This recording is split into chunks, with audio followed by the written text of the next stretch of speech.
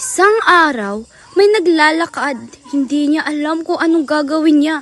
Parang uhaw na uhaw siya na parang gutom. Pero nakangiti siya. Feeling ko masaya siya eh.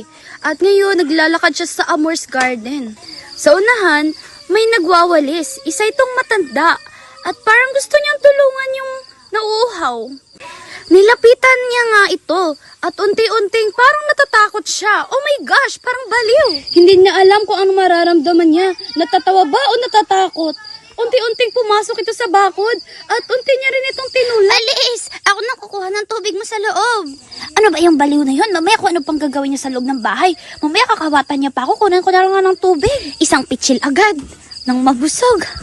So, ayun na nga, binigyan na ng matanda ang baliw sa labas. Baliw ba ito?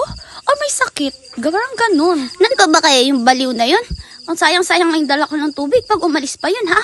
At binigyan na nga ng matanda ang kawawang baliw sa labas ng kanilang bakod. Oo, kawawa ka naman. Sa'yo na lang itong tubig. At upo ka dun, no? Para may pwesto ka. Tuwang-tuwa nga yung baliw. Feeling ko nga, sobrang saya niya nang binigyan siya ng tubig. Pero isang pitsil agad. Hindi ko alam kung pag akong binigyan kung matutuwa ako. Pero sa mukha niya at mukhang tuwang-tuwa naman siya, oh. Maraming salamat po. Pinupo niya ka sa tindahan niyo. Sobrang saya niya habang kinakain niya yung dala-dala niyang kanin. At sarap na sarap din siya sa tubig. Pati yung tendera sa likod, tuwang-tuwa nang binigyan ng pera yung kawawang baliw. Sobrang tuwa ng pulubi. Halos mangiyak-ngiyak na nga siya sa tuwa eh. Grabe yung tuwa niya, parang sumakses ang life niya sa buhay niya. Grabe yung pasasalamat ng baliw.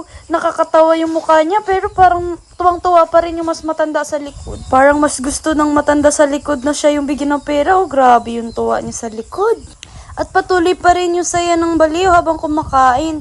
Lumapit nga dito paunti-unti yung matandang nagbigay sa kanya ng pera. At sinapok? Ay, hindi pala. Ayun na nga, parang aalis na yung baliw. Tinakpan niya na yung kaldero niya.